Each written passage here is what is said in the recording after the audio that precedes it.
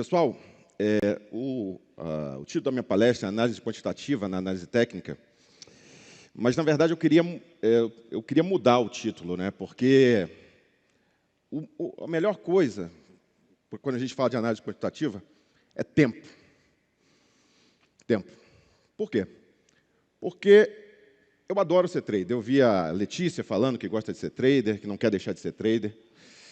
Eu vi o Marcel também falando do Forex.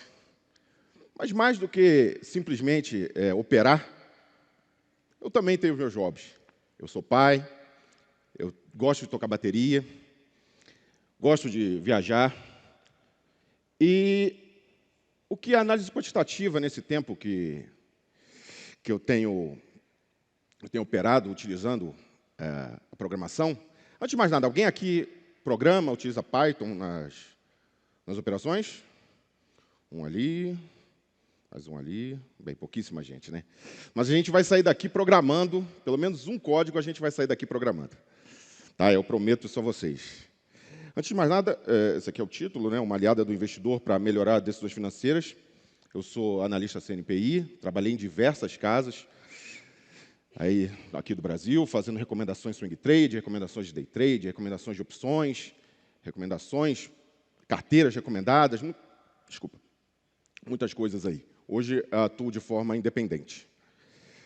Bem, um pouco sobre mim. Aqui foi o pessoal que escreveu, eu não gosto muito disso, de falar de pioneiro, mas eu já milito nessa área da análise quantitativa há uns 20 anos, mais ou menos, antes até da criação das principais bibliotecas. Eu sou programador desde criança, gosto de falar que sou programador, mas que também fui goleiro juvenil, fui até o juvenil, mas que sempre tive essas duas atividades que parecem muito discrepantes uma da outra. Mas programo desde sempre, utilizando C, comecei com C, C++, e sempre, e há muito tempo eu utilizo a programação para análise financeira. E também escrevi uns livros, né, que vocês vão ver aqui na próxima, né, tenho 4 livros aqui, que escrevi sobre opções sem mistério, para quem realmente não sabe nada sobre opções, para quem não são opções binárias, tá, pessoal? Opções da B3 aqui, para quem não sabe nada sobre opções, quer começar do zero. E esse livro, os personagens que conversam, tem os nomes dos meus 2 filhos. Então, assim, quem adquiriu os livros ali, ou já adquiriu, teve um cara ali fora que falou comigo que já comprou e gosta do livro. Então, são meus 2 filhos conversando um com o outro, um explicando para o outro como funciona o mercado de opções, desde o mais básico até as estratégias mais avançadas. Um guia prático para quem quer aprender, né, simplesmente as operações.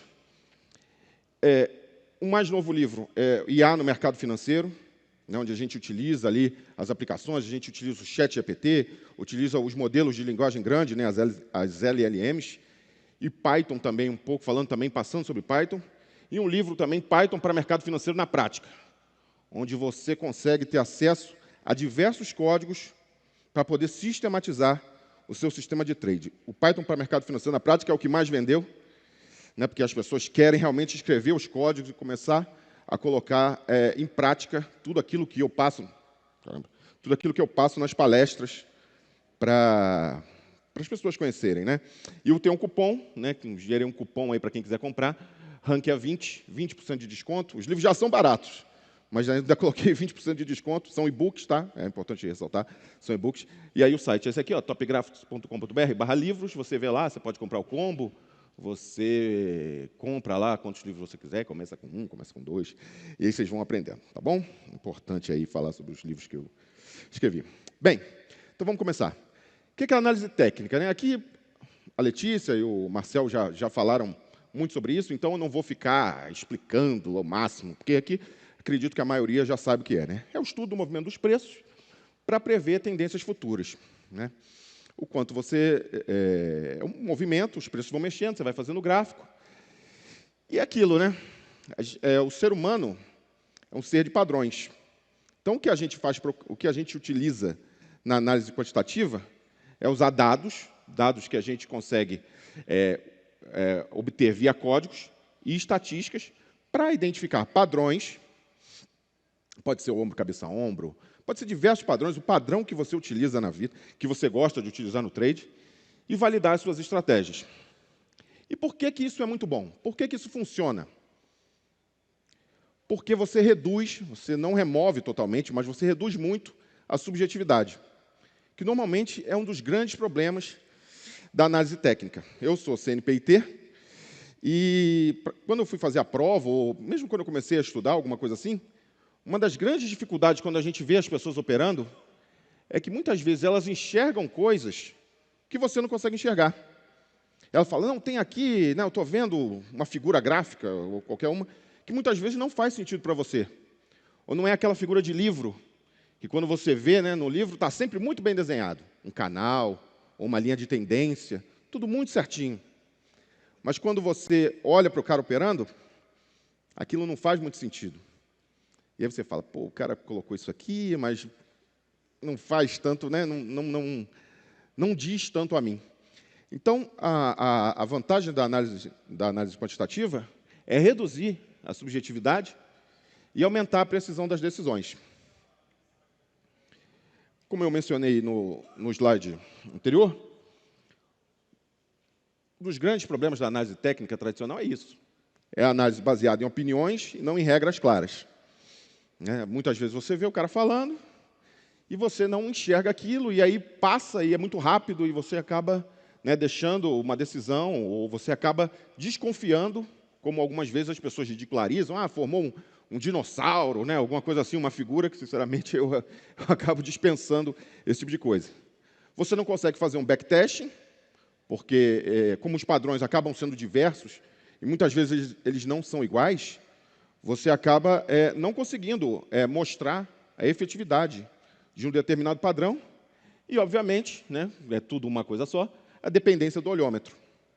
Você operar com as pessoas ali falando, simplesmente baseado no quanto a pessoa está ali, está olhando, e você também acaba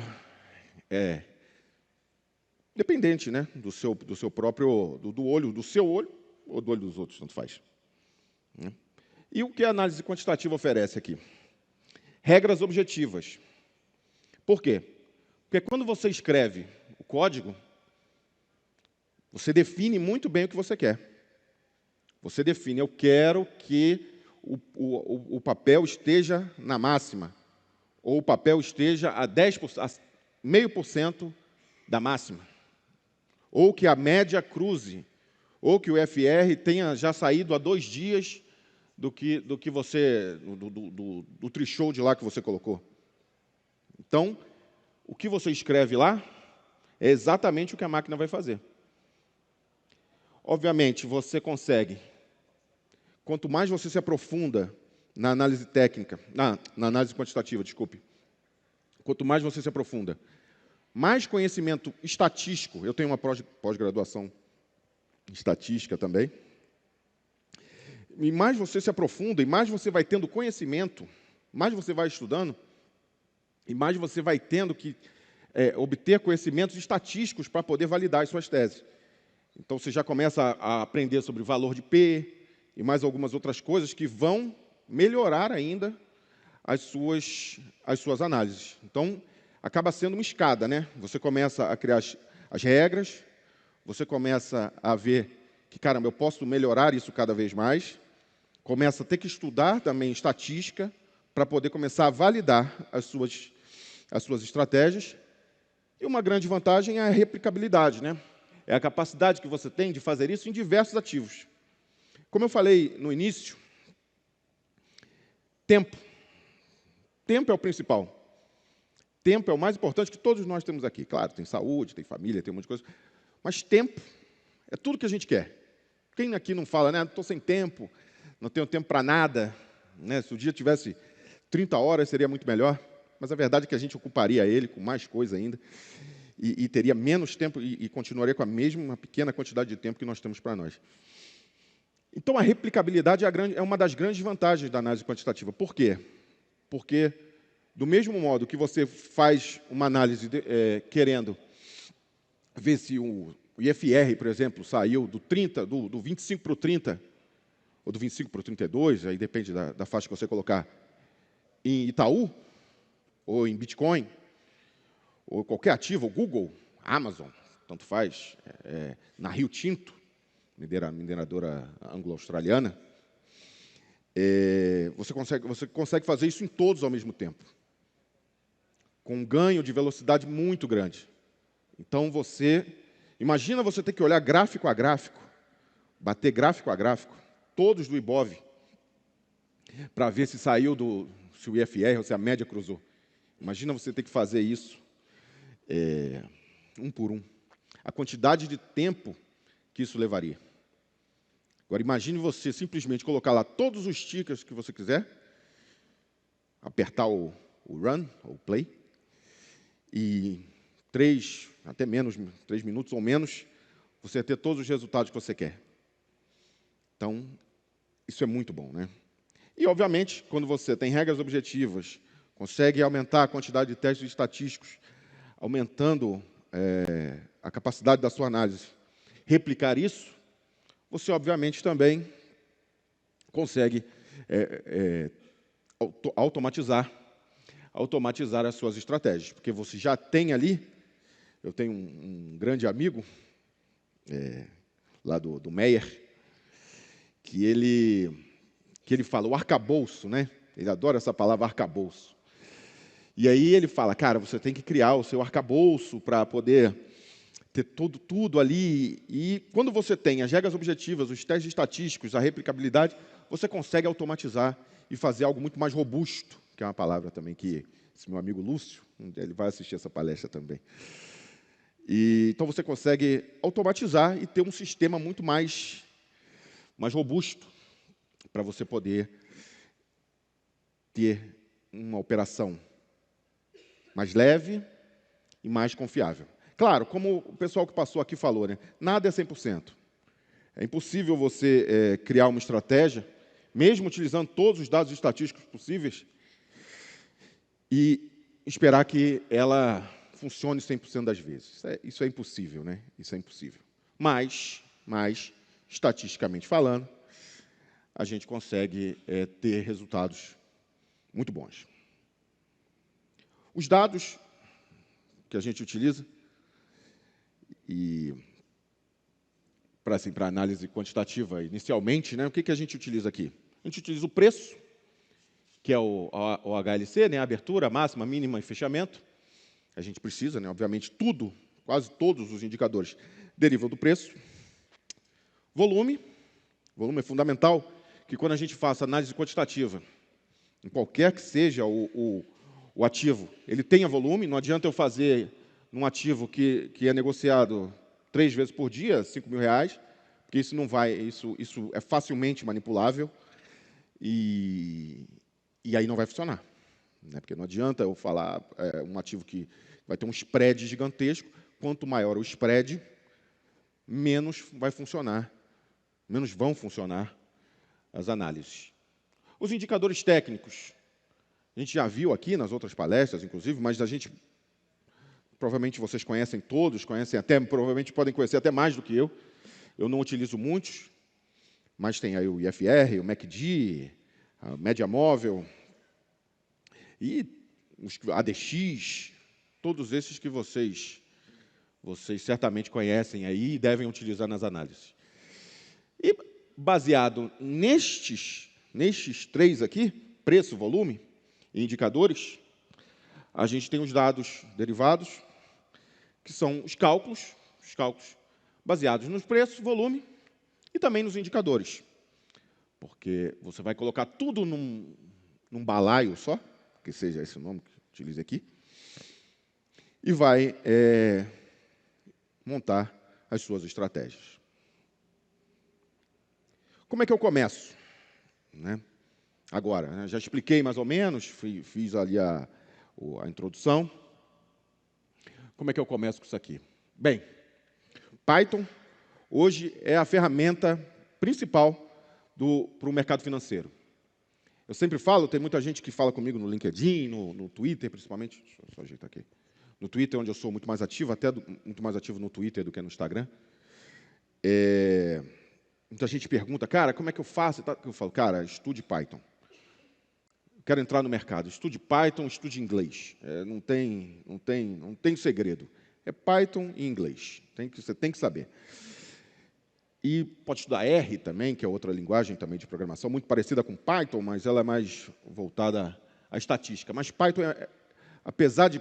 Assim, cara, acredito que a maioria aqui, né, como a gente viu no início, a maioria talvez nunca tenha programado, nunca tenha escrito uma linha de código. Mas quando eu mostrar a vocês, vocês vão ver que Python é uma das que faz mais sentido. Quando a gente interpretar aquilo ali, vocês vão ver que é muito fácil. Né? Não tem, comparado a C, por exemplo, que foi a C Sharp, por exemplo, C Sharp, que foi uma das que eu fiz, que é muito mais complicada. Python é uma linguagem que, cara, é acessível a praticamente todo mundo. Eu falo dos 8 aos 80, mas eu gosto de falar dos 8 aos 100 anos. Dos 8 aos 100 anos, qualquer pessoa pode começar, e não somente para o mercado financeiro, você pode utilizar o Python para tudo. Mas hoje ela é a linguagem para o mercado financeiro. Não tem como você... É claro que tem, obviamente, eu não estou aqui para dizer verdades absolutas. Mas vai te fazer ganhar muito tempo. O título da palestra é tempo. Então, e você tem ali, o Python você roda onde? No Google Colab, o laboratório colaborativo do Google. Eu posso usar outras coisas? Pode usar. Você pode usar Python, o Notebook, Jupyter Notebook, pode usar outras coisas. Mas o Google Colab, primeiro, quase todo mundo aqui tem conta no Google. Quase todo mundo aqui tem um Gmail. Então, isso facilita muito. O Google Colab é um ambiente gratuito, você não precisa instalar absolutamente nada. Tudo já está lá. Você só vai rodar o código lá dentro. E qual é a vantagem? Você consegue acessar de qualquer computador, qualquer celular, e várias pessoas, você pode definir outras pessoas para escreverem os códigos com vocês. Então, ele é gratuito, colaborativo, né? O Colab vem de laboratório colaborativo, e a função dele é rodar qualquer linguagem de programação. Você pode rodar o C Sharp, você pode rodar acho que o R, eu acho que o R pode também. Mas foquem no Python. E as plataformas de trading, você tem ali o MetaTrader e o Profit, para poder depois fazer os testes. Tá? Deixa eu aqui. Esse slide aqui estava meio perdido, eu não sabia muito bem onde colocar, mas, basicamente, quando você faz um backtest, isso é fundamental para qualquer pessoa aqui, que a partir de hoje, garanto hoje, vocês já vão começar a montar as estratégias de vocês. Garanto que vocês vão montar uma estratégia. Vocês vão ter percentual de acerto, que é fundamental. O retorno médio por trade, como já falaram aqui, né? Tem gente que gosta, o melhor, obviamente, é ganhar muito e perder pouco. Né? Você ganha 400 e perde 100. Ganha 500 e perde 120. Do que você ficar ganhando 20 e perdendo 200. Né? Você vai precisar ter uma taxa de acerto muito mais alta. Por isso que é melhor você ganhar muito mais do que... Né? Obviamente, é matemático isso, não estou falando nenhum grande mistério. Então, você consegue calcular o retorno médio por trade, a taxa de acerto e o drawdown, que é a máxima perda relativa durante o período testado. Isso é fundamental para qualquer um que venha a montar quaisquer estratégias. Tá bom? Está muito chiado para vocês aí? Tá não, né? Chiado do X, Tem um amigo meu, eu estava aqui em São Paulo, e falou, cara, eu não consigo falar com você 5 minutos sem você ficar o tempo todo isqueiro, escola, né? Então, o tempo todo falando isso. Eu mesmo estou achando que está chiado demais aqui. Aí, deixa eu ver. Bem, e os benefícios para o investidor comum, para mim, para você, né? para nós, para os CPFs aqui. Eu já falei sobre isso, mas não custa repetir. Evitar as decisões emocionais, né? Porque todo mundo aqui já teve, provavelmente a maioria aqui já passou por um dia de fúria, né? Quando está operando, fazendo day trade, swing trade, não importa. Eu mesmo, uma vez, falar um caso aqui, não sei quanto tempo de mercado vocês têm, eu tenho muitos anos de mercado, eu sou um cara muito experiente, estou quase me aposentando. Mas, quando o IRBR3 caiu, não lembro se vocês lembram, não sei se vocês lembram, quando o IRBR3 caiu muito, teve um relatório, e aí identificaram problemas na empresa, e eu saí comprando termo. Falei, cara, isso aí é impossível, não sei o quê, não tem como dar errado. Vou entupir de termo. de RBR3. E, cara, aquilo se mostrou a pior decisão financeira da minha vida. Se mostrou péssimo ter comprado aquele lote gigantesco de RBR3. E aquele foi o meu dia. E aí, cara, ficar sofrendo aquilo ali era um sofrimento, e era um termo para 6 meses. Eu não sei se vocês estão acostumados com o mercado a termo, né? É uma compra a prazo, né? Onde você se propõe a comprar daqui a algum tempo. Cara, cada dia que passava, acho que foi a Letícia, né, mostrou aqui, eu falava, cara, só precisa subir 25% hoje para eu recuperar para ficar no 0 a 0. E ia caindo e, cara, hoje só precisa subir 50%. Faltando 3 dias para o termo, precisava subir quase 95% para eu recuperar tudo que tinha acontecido. Então foi um grande aprendizado ali na hora de tomar decisão, evita tomar decisão baseada em achismo. Se vocês viram aí, no final de semana havia uma expectativa gigantesca de que o petróleo, por conta da guerra com o Irã, que o petróleo fosse bater lá nas alturas, o petróleo quase caiu 10%. Então, operar em achismo, operar em que você acha em notícia, é muito complicado. Então, você evita decisões emocionais, você ganha disciplina, acho que isso é fundamental, e aprende a testar antes de operar.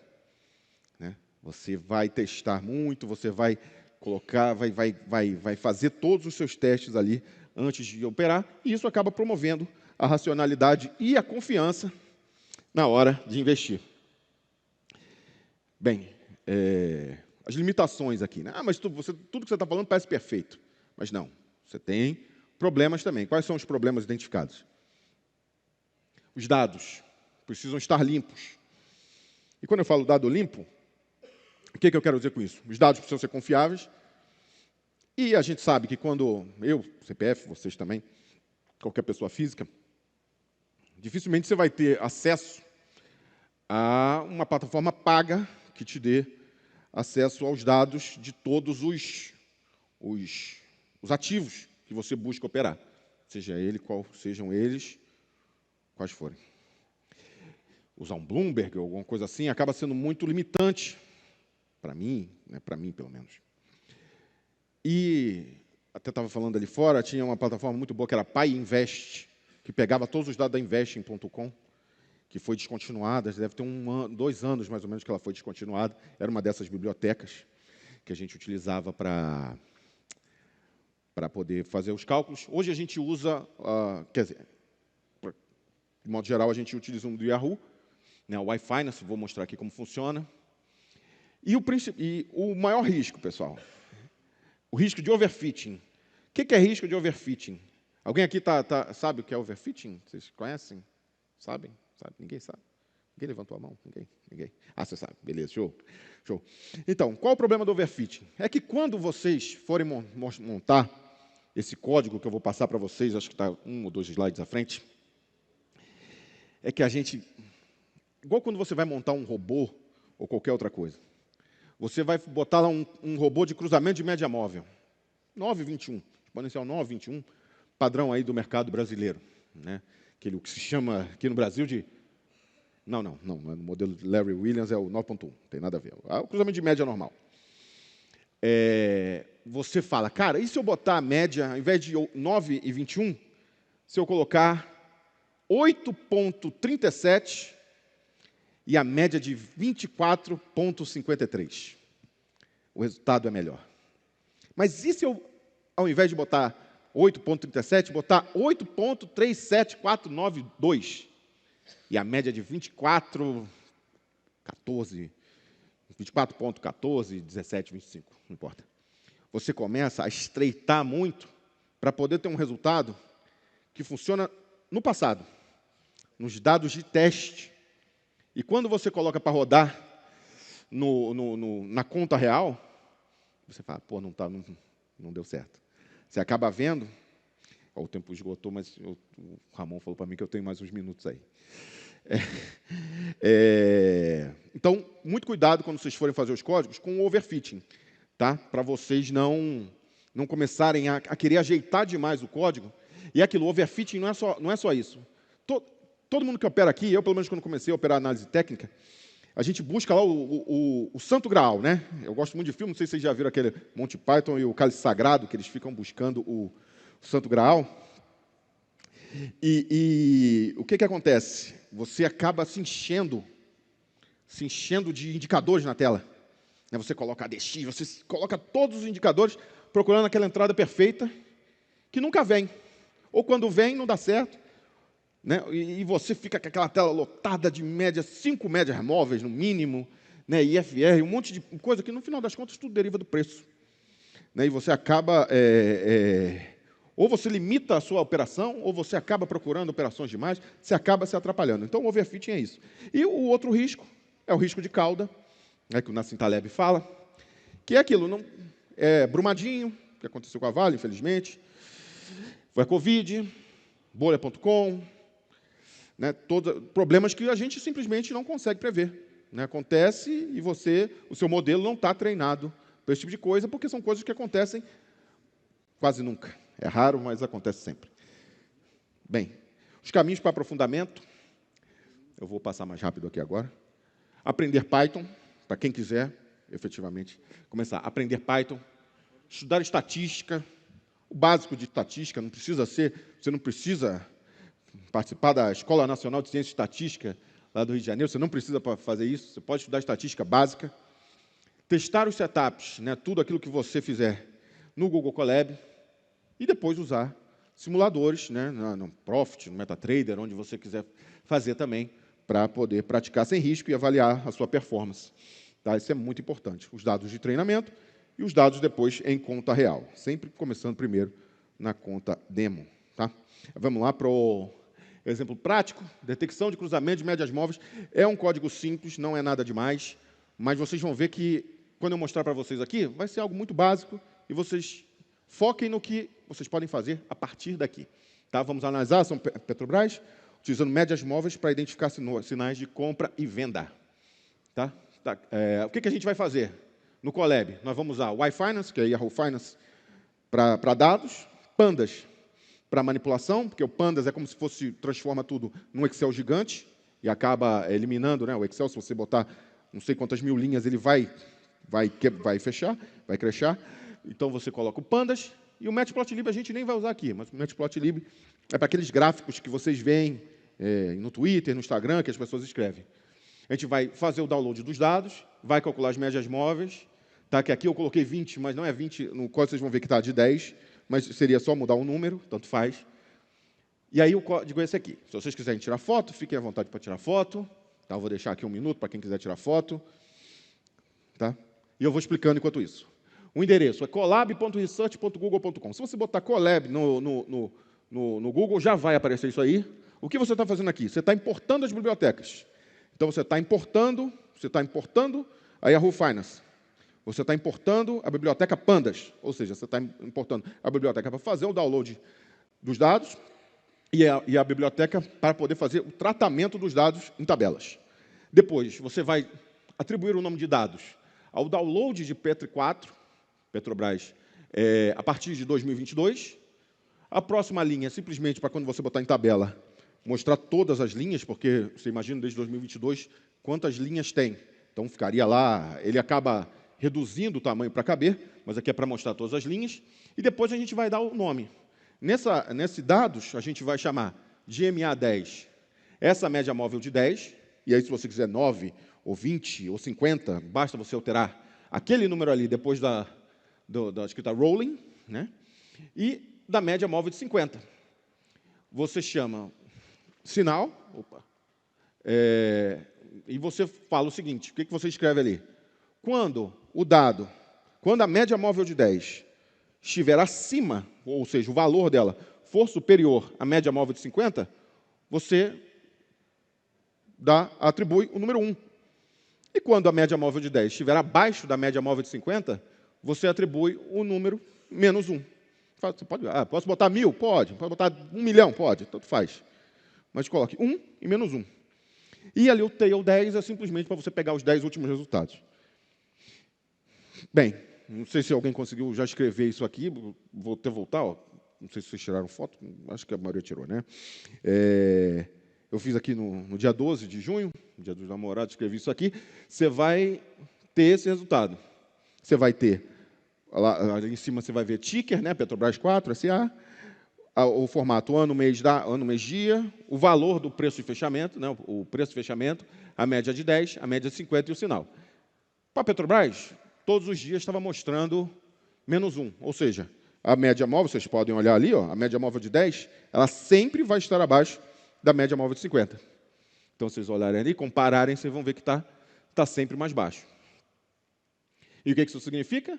Para quem, né, o mais básico de todos, que quando a média móvel de 10 cruza, ou 20 cruza 50, é compra, quando cruza para baixo, é venda. Mas isso é o mais básico, não é o mais importante aqui. É pensar nas possibilidades que isso pode ter. Imagina você fazer isso para todos os papéis. Imagina você poder fazer isso para diversas estratégias. Eu publico diariamente no grupo do Telegram diversos setups desses mais famosos, Larry Williams, martelo, todas essas coisas. Todos os dias eu publico no Telegram, no Twitter, no Telegram, esses dados para quem quiser fazer. Mas imagine você podendo fazer isso em diversos tempos gráficos, com diversos papéis, o papel que você opera, quase tudo é customizável aqui. Isso é importante. E o mais importante, pessoal, tempo. Tempo é o mais importante, porque vocês vão otimizar muito a análise de vocês. Para quem quiser saber mais sobre o meu trabalho, eu tenho um blog lá, tem esse site, tem um blog, muita coisa falando sobre opções, sobre estratégias, sobre tudo, muita coisa sobre análise técnica, análise quantitativa. Tem os livros também, que estão no site. Não esqueçam, Rank a 20, para quem quiser adquirir os livros, 20% de desconto. Bem, é isso.